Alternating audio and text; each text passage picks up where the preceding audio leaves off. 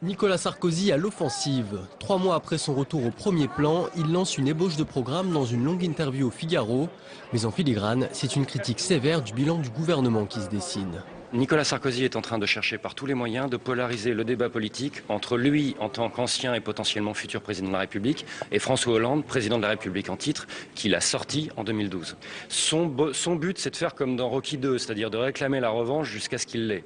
Et pour l'obtenir, Nicolas Sarkozy n'hésite pas à accuser le Parti socialiste de faire le jeu du Front National avec une formule FN-PS. Pour lui, voter FN au premier tour, c'est favoriser la gauche, une déclaration très mal reçue dans les rangs socialistes.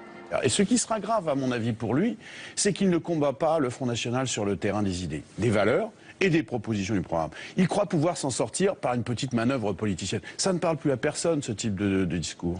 Son retour à la tête de l'UMP en novembre dernier ne s'est pas transformé en plébiscite. Alors depuis, une inquiétude plane sur son leadership, mais avec sa victoire, il a assuré l'essentiel. Vu qu'il a la main sur l'appareil du parti et qu'il a verrouillé le fonctionnement du parti et que c'est lui qui a priori aura le plus d'argent pour la campagne de la primaire de l'UMP, vous avez l'argent, vous avez la main sur le parti, vous êtes le patron en titre de l'opposition. Si ça c'est un retour raté, je ne sais pas ce qu'est un retour réussi.